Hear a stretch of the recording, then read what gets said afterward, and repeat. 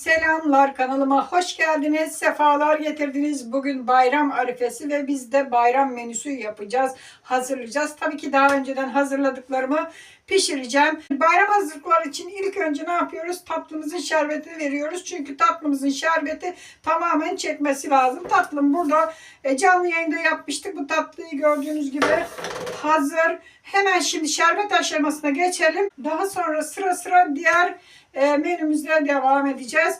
İlk önce tatlımızın şerbetini verelim ki o güzel bir şerbeti içine alsın. Hadi başlıyoruz. Şerbetimizi şöyle kenara alalım. Isıtacağız daha sonra şerbetimizi. Hemen tencereme alıyorum.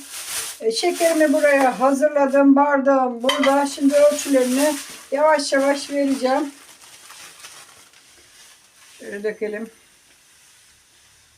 1 2 3 4 5 5 bardak şekeri döktük. Hemen şimdi suyunu hazırlayalım.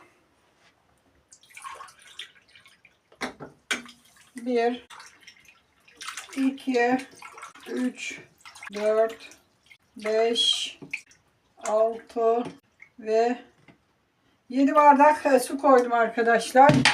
Şerbetine suyunun ölçüsü şekerden fazla olacak. Şöyle bunu alalım buradan kenara.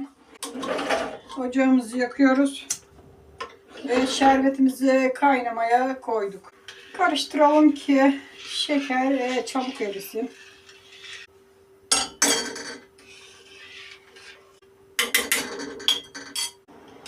Evet, şerbetimiz bakın hafif kaynamaya başladı. Şimdi şöyle bir tane limonumuz var. Şöyle yarısını kesiyorum. Hemen limonu veriyorum. Çekirdek kaçtı ama alırız. Şöyle limon suyunu da verdim. 1-2 dakika hemen limon suyuyla da kaynatıyoruz. Bu hazır. Hemen ocağı kapatalım. Şöyle gösterelim. Bakın sulu şerbet yaptık şu anda. Şerbetini hazırladık ilk aşamasını. Şimdi tatlımızı gösterelim. Tatlımız burada. Hemen fırını şimdi çalıştıracağım. Çalıştırmadan önce zaten fırına vereceğim. 5 dakika ısıtacağız hemen tatlımızı. Şu anda çok soğuk. Hemen 5 dakika ısıtacağız, çıkaracağız. Başka hiçbir şey yok. Hemen fırına verelim. Tatlıyı fırına verdim. 5 dakika hemen ısınacak. Şerbette ilk sıcaklığını bir atacak. O da 5-10 dakika arası biraz bekleyecek. Hoşur hoşur da iyiciden dökmeyeceğiz tatlının üzerine. Biraz o beklesin. Fırında da tatlımız ısınsın. Evet, tatlımızı ısıttık. Soğukluğu gitti arkadaşlar. Şerbetimizin de ilk sıcaklığı gitti. Şuraya koyalım. Nasıl yapalım? Şerbetimizi de birazcık beklettik. Şimdi şerbetimizin 4'te 3'ünü tatlıya vereceğiz.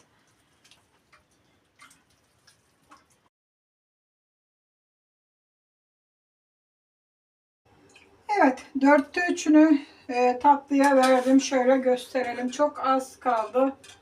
4'te 1'i kadar kaldı. Tatlının şerbetinin 4'te 3'ünü döktük. Şimdi yarım saat bekleyeceğiz ki bu sıcak şerbeti tatlı içine alsın. Şimdi tatlımızın şerbetini vermiştik. Sıcak şerbetini, sulu yani koyu olmayan şerbetini vermiştik.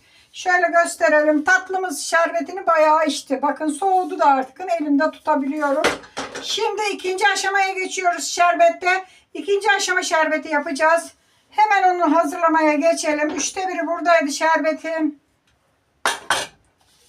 Şöyle bu kenara alabiliriz. Hemen şerbeti koyuyoruz. Şimdi üzerine 1 bardak şeker ilave ediyoruz. Biraz daha ilave edeceğim. Buna birazcık daha ilave edeceğim. Bir yarım bardak daha ilave edeyim. Şöyle doldurmadım. 1,5 bardak koydum. Şöyle karıştırıyorum. Hemen şimdi ocağı yakacağım.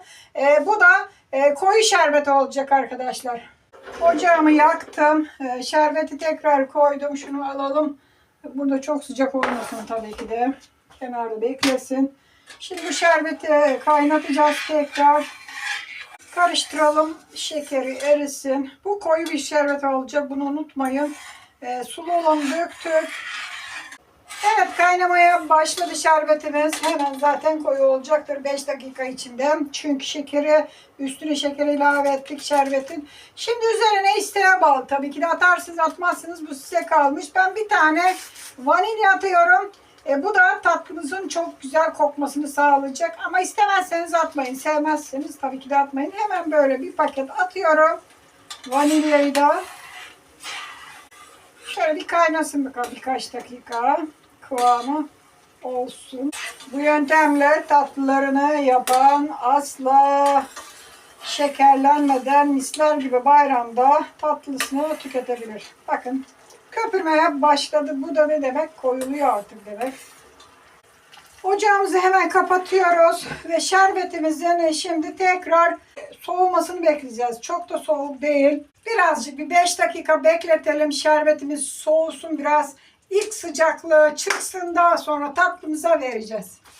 Evet, şerbetimizi soğuttuk. Sıcaklığı gitti. Bakın şöyle koyu koyu güzel bir şerbetimiz hazır oldu. Hemen şimdi tatlımıza getirelim. Tatlımızı getirdik ve şimdi şerbeti, bu koyu şerbeti, sulu şerbet verdiğimiz tatlının üzerine döküyoruz arkadaşlar. Şöyle her yerlerine dağıtacağız.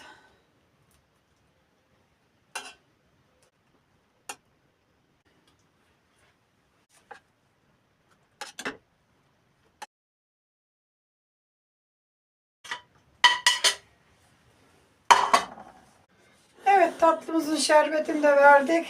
Şimdi bu koyu şerbeti de içine alacak ve tatlımız hazır olmuş olacak. Tatlımızı hazır ettik. O şerbetini ala dursun. Şimdi sıra geldi yaprak sarmamızı pişirme aşamasına. Yani ikinci bayram menümüzü hazırlamaya geçiyoruz.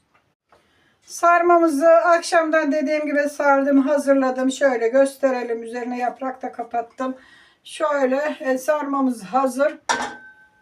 Şimdi üzerine biraz sıvı yağ dökeceğim. Tekrar yaprakları kapatalım ki bu yapraklar pişerken dağılmasını önleyecek arkadaşlar. Onun için koyuyorum. Başka bir şey yok. Hemen biraz sıvı yağ döküyoruz. Bu sıvı yağda yaprakları sarmalarımıza parlaklık verecek. Merak edenler tarifine bakabilir. Linklerini bırakırım. Üzerine suyunu döküyoruz. Tuz atmayacağım ama tuzsuz yaprakla yaparsanız tabii ki de biraz da tuz sepeleyin üst kısmı. Bakın şöyle üzerine çıkacak kadar su koydum. Şöyle bir parmak, iki parmak arası, iki parmak yok bile su koydum. Bir de üzerine şöyle bir tabak kapatırsanız pişerken dağılmaz. Hemen kendi kapağını kapatıyoruz ve ocağımızı yakalım. Sarmamız pişsin burada. Sarmamızı pişirmeye koyduk. O pişe dursun. Şimdi geçelim diğer menümüzü hazırlamaya. Sıra geldi böreği hazırlamaya. Hemen böreğimizi de hazırlayalım hızlı hızlı. Evet, 3. bayram menüsüne geçtik. Şimdi böreğimizi hazırlayacağız. Yufkalarım burada. Tepsimi burada. Şöyle bir tepsiye hazırlayacağım. Bu da bayram için böreğimiz arkadaşlar. Hemen onları çıkarıyorum. Taze yufka, günlük yufka. Hemen şöyle açalım. Böreğimizi hazırlaması da çok kolay. Hemen şöyle koyuyoruz bir tanesini. Buruşturuyoruz. Şu şekilde ve 4 parmak genişliğinde göz kararı kesiyoruz.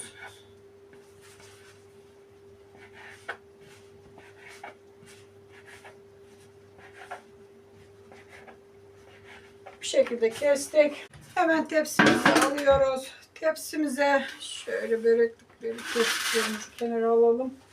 Biraz yağ döküyoruz. Şöyle hamurun bir tanesiyle güzel bir dip kısmını yağlıyoruz. Tamamdır ve dizmeye başlıyoruz tepsimize. Şu şekilde hemen tepsimize diziyoruz. Şu şekilde dizeceğiz. Ben ikinci yufkamızda.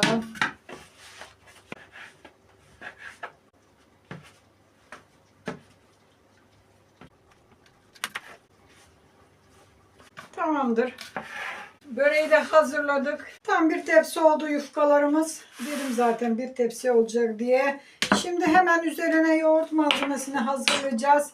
Kabımı aldım. Yoğurtumu aldım. Hemen şuradan hızlı hızlı döküyorum. Göz ayarı. Bu kadar yeterli.